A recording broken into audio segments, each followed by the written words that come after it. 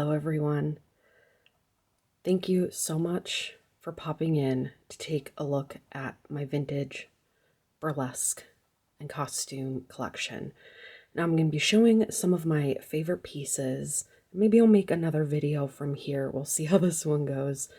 But I wanted to pull pieces that have really inspired me, not only in my sense of style, but my mission with the shop and the archive. And that is to showcase all of the artistry in clothing and fashion, and to also show that there's a story behind the garments. I first wanted to pull these pieces. They're small, but absolutely amazing, and these are actually little ear cuffs, and these would fit right around the ear. If I have a photo of me wearing them, I'll pop it in. But they're they have rhinestones and faux pearls, and you see in the inside, it's this really cool glitter lucite. And that just fits right over the ear. It's by Decoré. Wasn't able to find this patent, but I'd love to know more information about it. And it's missing one of its little rhinestones that dangle. But I absolutely love this set. And just imagine having this glorious updo, popping these little ear cuffs on. I mean, they're absolutely stunning. And I've never seen anything like this before. I just can't stop staring at them.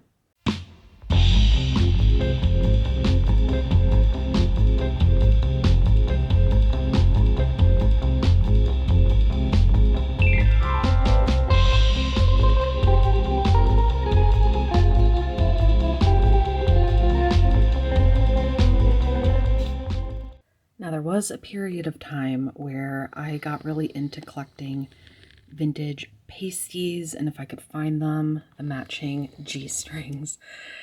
And besides the ruby slippers-esque color of these pieces, I absolutely love how they were actually worn, or at least the pasties were anyway. You can see on the inside the remnants of the adhesive that would be used to adhere this to cover the nipple.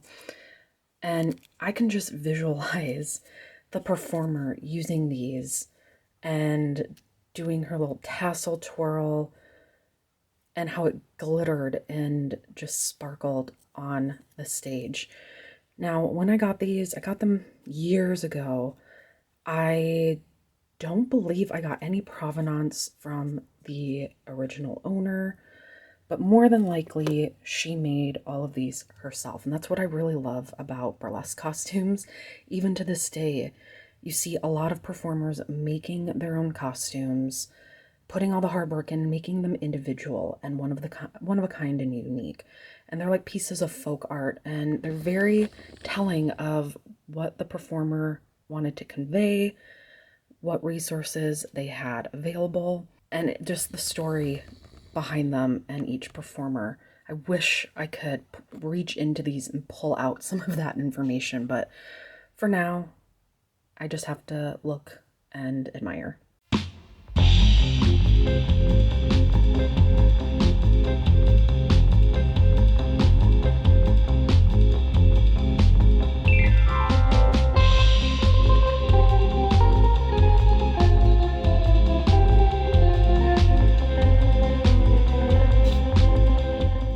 Now, the story behind this piece is really, really cool. Now, a few years, well, more than a few years ago, it was pre-pandemic, which I feel like is how I kind of do my timelines nowadays.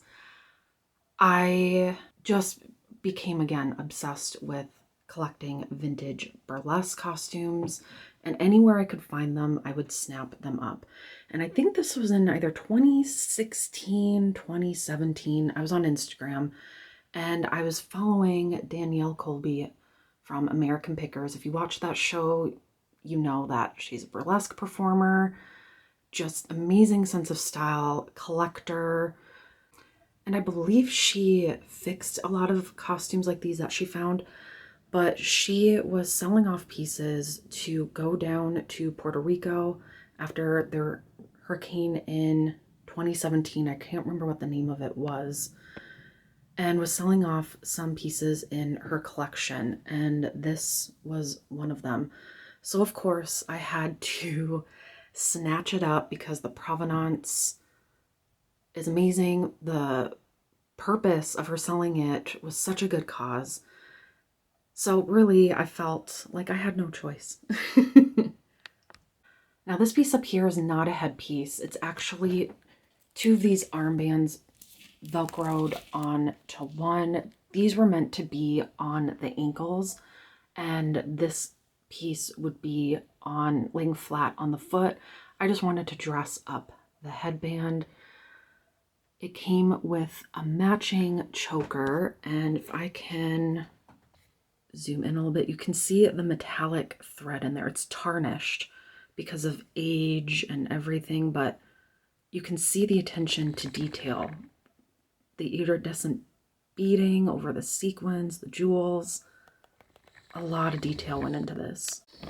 I have the little matching arm cuffs, and these I'm pretty sure went on the wrist, and this part would go over the hand, but I suppose if you had tiny enough arms, you could probably wear them as an arm band.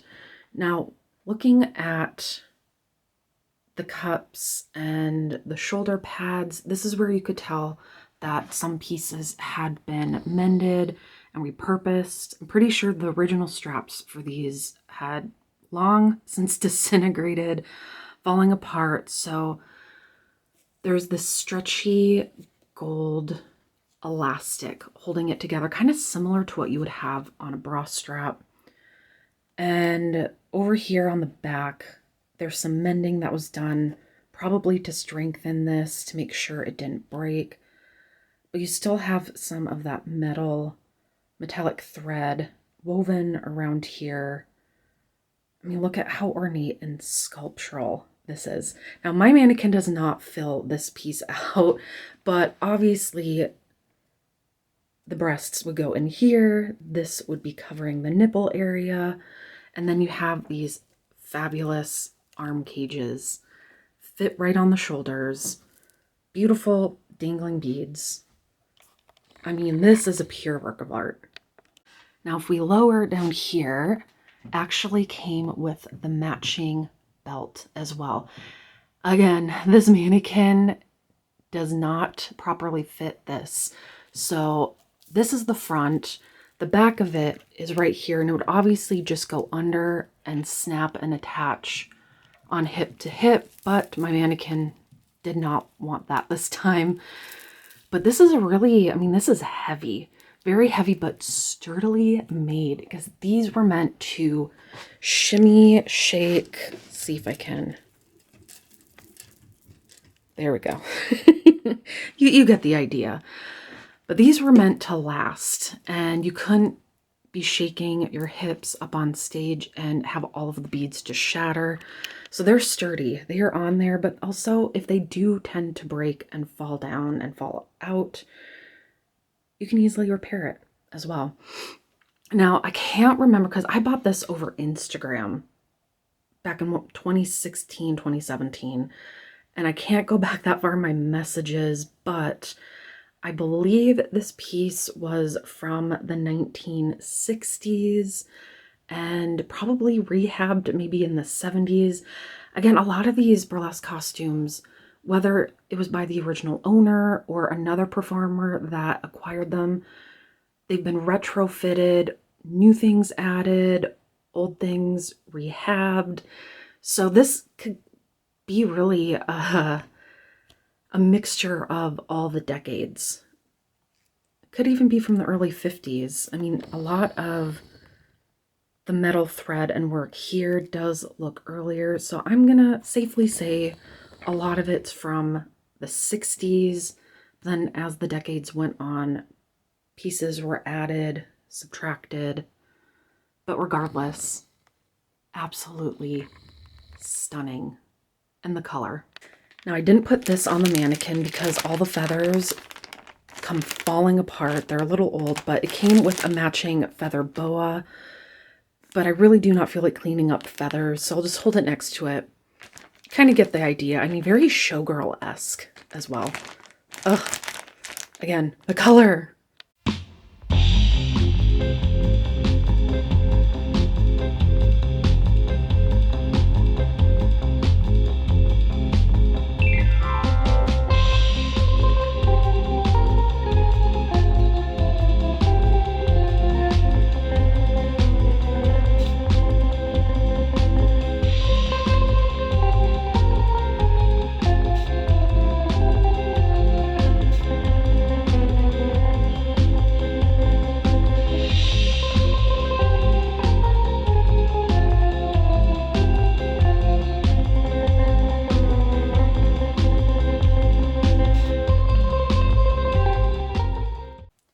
This one was definitely a doozy to get on the mannequin. Now this piece, ugh, what do I even begin to say?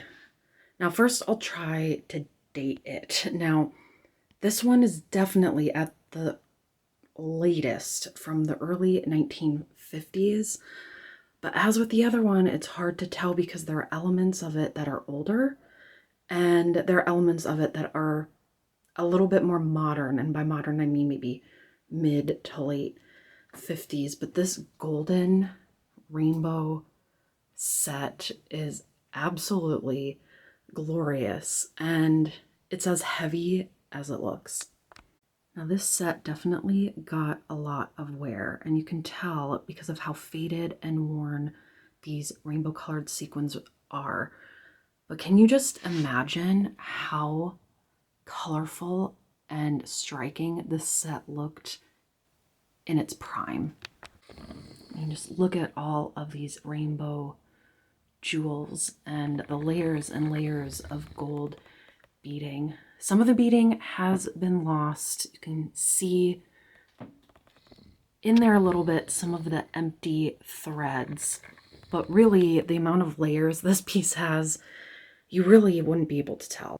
These gelatin sequins are always my favorite because they always just look so beautiful.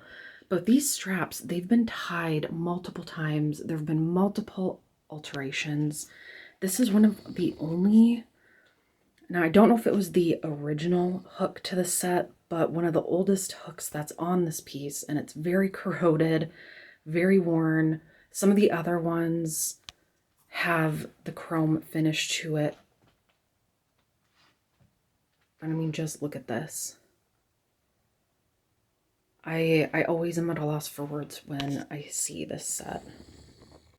And you can see even the attention to detail along the sides.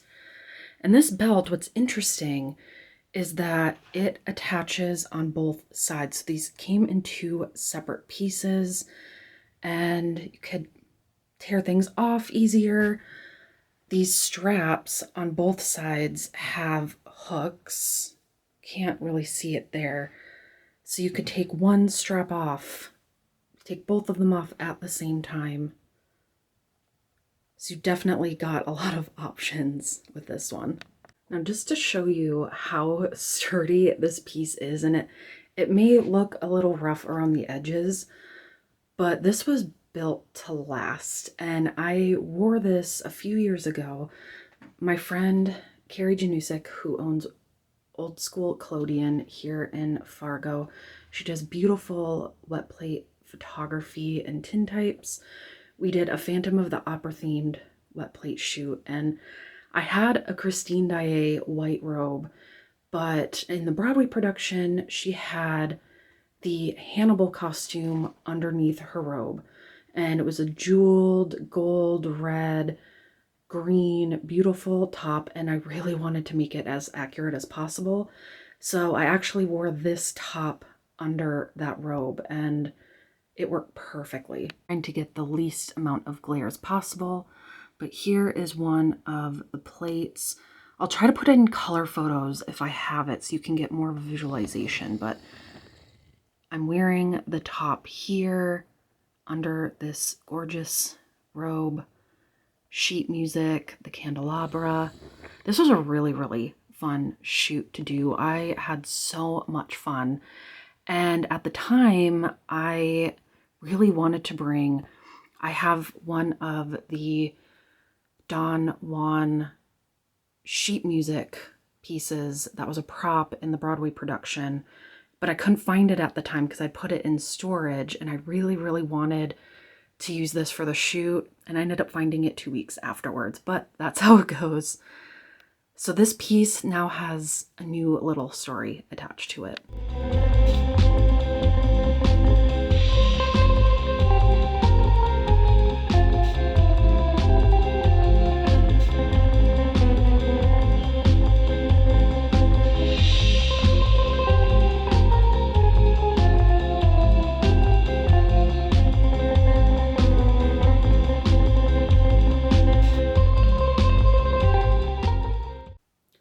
Now this last piece I'm going to show is a perfect representation of how much these pieces were used. Now this bra is from the early 1950s, could be late 40s, somewhere around that era. And it's this stunning kind of blushy, mauvey pink, almost a salmon pink if you look at it in some lights. And you see these gorgeous prong set red, green, and little crystal prong set rhinestones decorating the nipple area, adorning the middle seam right here. But on this side it's missing, and if I zoom in really close, you can see the patina and the little holes for where the rhinestones used to be. The straps are pretty beat up, missing one on that side. This one is hanging on by a literal thread. So it has seen better days. It got a lot of use. But I really wanted this piece because you can tell it was worn. It was worn to the bits. And I just love the colors mixed here. And it's so simple, so dainty. But you can just imagine what it looked like when it was first made. Now in some pieces, and ones I'll show in a later video, the performer, whether they were on a time crunch or if they didn't know how to make a physical garment or whatever the case is, they would just use store-bought bras or bases. So you could see some of the lingerie tags that are in these pieces, like Vanity Fair, Barbizon, the list goes on and on. This one does not have a tag, but I always thought that was really cool.